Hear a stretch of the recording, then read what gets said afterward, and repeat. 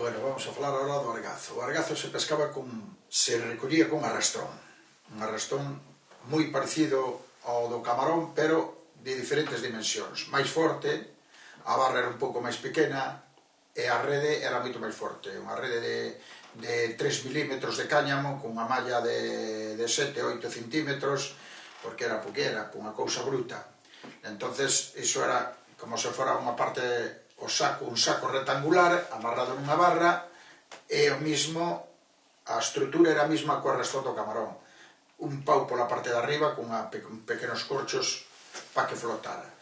Entonces eso se traballaba normalmente dentro do porto, onde recollía, porque o argazo busca socairos, busca pozos, busca sombra, escapa das corrientes, as corrientes mitían o dentro do porto. Había 2 ou 3 puntos onde se iba a pescar fora, ou iba a se recoller argazo fora do porto, pero eran moi peligrosos e ao mesmo tempo en contadas ocasións. De feito, falleceu xente neses sitios, entonces íbase aí en momentos moi puntuales, pero normalmente pescábase sempre dentro recollíase o argazo sempre dentro do porto. Entonces, eso se levaba de remolque igual, e sempre normalmente remaba un home, porque despacio. A barra era moito máis pesada, e onde estaba o argazo, eso se iba movendo a barra, e a barra iba facendo cama, iba se colando para baixo, e de vez en cuando lle daban un tirón, e o argazo entraba, vencía a barra e pasaba para dentro. Hasta que eles calculaban, xa por o movimento da embarcación que iba pesada, e xa notaban, incluso na barra ao bater, notaban se había argazo ou se non, porque o golpe, se un golpe limpio, que sentían o golpe das pedras ou da area, se sabían que ali non había argazo, a barra non pasaba por argazo. E se había argazo, no momento que eles sentían argazo na barra, deixaban traballar o arrastrón, prácticamente non remaban, movían na máis que un pouquiño a barra para que fora por propio peso colándose para baixo no pozo, porque o argazo é unha cousa moi curiosa. A mellor había en 300 metros cuadrados, estaba na máis que en 50 metros cuadrados. Eso se limitaba por cousas da corriente, por o que fose, o argazo estaba ali todo xunto. Entón, terminaba de largar un aparello, xa viño outro por detrás. E as gamelas moi apretadiñas, en fin, hasta que se cargaba a gamela. Chegabas a gamela, chegabas a ribeira, e a familia, ben foran os propios mariñeiros que estaban na gamela, ou as fillas ou as mulleres, acarxaban en cestos de argazo para arriba, para a carretera, e aí se facían uns montes de argazo. E logo había unhas señoras que eran uns intermediarias, mas ben, eran señoras, que te compraban o argazo. A como vai a gamela? Unha gamelada de argazo vale, naquele entón, por exemplo, pois 25 pesetas. Pois 25 pesetas, te compraban 25 pesetas, e logo elas tiñan unha demanda dos labradores, ben foran do Rosal, de Salcidos, de Tomiño, da Gándara, de Pancenteo, de Fornelos, de todas as parroquias que había por aí arriba, e yo vendían a eles. Eles pa erva viñan en carros de bois, en cabalos, en burros, todo que fora que valera para transporte. Logo, contra o último, xa viñan tratores, e logo chegaron a vir camionetas abertas, en fin, iso hasta que se foi extinguindo, cada vez que o pueblo foi avanzando co arte do tresmallo, eso xa foi cambiándose. Era un arte ou un oficio que non era para deixar ricos a nadie. Volvemos ao mismo de antes, iso era para o pan do día. Os beneficios non deixaban ningún, pero o que lograba cargar unha gamela ou dúas de argazo, por lo menos tiña para comprar pan, ou comprar patacas, ou comprar aceite, o que fora. Se non había que ir o fiado. A palabra que tiñan os rapaces de pequenos, dixo a mamá que apunte. Íamos a ultramarinos, como se chamaba de antes, ou as tabernas, e ali comprábamos o pan, comprábamos o argazo, o aceite, comprábamos o azúcar, e non había cartos, había que quedar a deber. E cando se iba a pescar, ou cando se iba ao argazo, ou se iba a outros oficios como a sardiña ou tal, se ganaba diñeiro e despois pagábase. Non é como hoxe, bueno, hoxe xa se usan outras formas de pago. Naquela a xente confiaba máis nas persoas. Hoxe se non te pagan o primeiro día, o segundo xa non hai préstamo. Pero, en fin, o argazo tiña esas características. Ese argazo tamén se podía secar. Cando andaba xente por a playa, secábano e o guardaban. E logo, na época da sementeira, das patacas, pois entonces xa era relación entre o produtor e o labrador, non había intermediario. Entón xa entre o que o apañaba, o que o recollía na playa, nas pedras do mar, que o secaba, logo o enrolaba, faía uns rolos, se almacenaba nun cabanón ou nunha bodega, entonces ofrecías xa aos labradores, e os labradores no momento de sementar as patacas e o millo, pois eso lle interesaba, porque daballe unhas características á terra de que moi importantes, porque a salitre daballe temperatura, parece ser a terra, e oxigenaba. Esa era outra maneira de recoller argazo nas pedras do mar, que era, había que acarxar incestos polas pedras, había caídas, bueno, aquilo era un sufrimento todo, con frío, con choiva, co que houbera.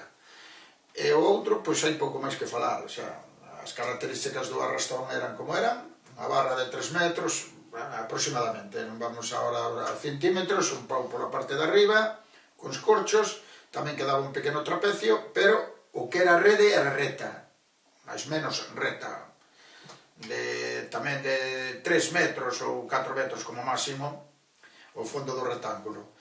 E logo, eso, enchíase de argazo, e abarbetábase contra o costado do barco, da embarcación, metíase a barra dentro, e logo se iban arrastando por os paños, hasta que iba rolando, rolando, rolando, hasta que caía para dentro. Se había moito argazo e non se podía co lance, porque había veces non se chamábase, hai que facer unha bolsera. Que consistía? Consistía en coller un telo de aparello do medio, ibas tirando, tirando, entonces o argazo cortábase en dous. Esa bolsa quedaba cortada en dous. Entonces metías primeiro, unha bolsa que era a metade da cantidade de argazo que había dentro do arrastón, e o iba rolando e o metías dentro, e logo metíase a outra bolsa. O sea, isto chamábase facer bolsera. De feito, cando había unha gabela no mar, miraban se o primeiro lance facían bolsera ou non. Se facían bolsera era que había moito argazo, entón xa iban as demais. E se miraban meter pouco, entonces non vale a pena. Meteu 2 ou 3 cestos de argazo, non vale a pena ir. E miraban xa por a cantidad de argazo que facía. Se facían a bolsera, pois xa iban atravesados moito tempo, porque levaba o doble de tempo meter o aparello a bordo, e aí consistía o sistema do argazo. Foi durante moitos anos un dos fertilizantes máis grandes que tuvo, que naquela non había nada artificial. O único fertilizante era o estrume do que era dos animales, e logo o principal era o argazo, aquí polas bisbarras do Baixo Miño, que digo, desde Tomiño para baixo viñan os carros de bois, cabalos, burros, tractores, en fin, cada un na súa época. E así, e máis ben iso era de inverno, porque aquí este porto era un porto moi peculiar, o sea, ibas ao mar non cando querías, senón cando podías. Me supoño que en algúns pode pasar igual, pero cando iban polas rías baixas, e o mar ibase sempre, casi todos os portos iban ao mar, se iban máis lexos, iban máis perto dos muelles ali, pescabanse non era dunha maneira, pois era con outra, e nos aquí naquele entonces, a clase de embarcacións que había, influíanos moitas corrientes. Aquí na nosa costa, aquí no noso porto, se había redes para largalas, tiñan que ir as corrientes ao sur. Naquele entón as redes eran de algodón, e as corrientes ao norte traballaban tan mal os aparellos que rompías todos os aparellos e non se pescaba. Non sei por que razón, ainda hoxe me pregunto por que fai efecto a corriente norte e non fai a corriente sur, pero é así. Se se collen 20 kilos de pesca con corriente a norte, cando hai corriente sur colle 40. Pescase moito máis, non sei a razón, eu como mariñeiro teño que confesar que non sei por qué, pero eso era. Entonces, naquele entonces non se podía ir ao oficio que xa había poucas artes, porque naquela tiñamos o trasmallo, na máis tiñamos a lampreeira, que se iba a lamprear o río, e máis o alcharife, que é os sabres, e pouco máis. A sardiña era de verán, e o cerco era tamén de verán, pero o argazo é de inverno. E de inverno este pueblo estaba prácticamente aislado, non tiñamos industria, non tiñamos agricultura, e pasámoslo mal. Non creo que non é por... pero me parece que non creo que hubiera Puerto de Galicia que sufrira tanto os invernos como nós, porque nós non tiñamos nada, non tiñamos onde ir traballar, podía ser unha industria, eu que sei, traballar por medio sueldo, aunque fora, pero non, nin eso, non había nada. A construcción non había, porque a construcción naquele entonces non había ninguén. Aparellos non tiñamos, por lo menos para de inverno. E os poucos aparellos que había unhas redes que se chamaban as badexeiras, as rascas e os trasmallos, pero, como digo, eran de cáñamo e algodón, e eso non se podía botar con corrientes ao norte. Cando había mal tempo, chuvia, vento, había marusía, xa non podía sacar os barcos do porto para fora tampouco. Os barcos, as embarcacións que eran pequenas tiñan que estar varadas, tanto na parte da ribeira como na parte do muelle, do varadero. E iso tiña que estar, estaba todo parado, o pueblo estaba todo parado. Non se había que, a pouca economía que había era coller eses 4 argazos na beira do mar e tratar de vendelos para poder levar un cacho de pan á boca, non había outra maneira.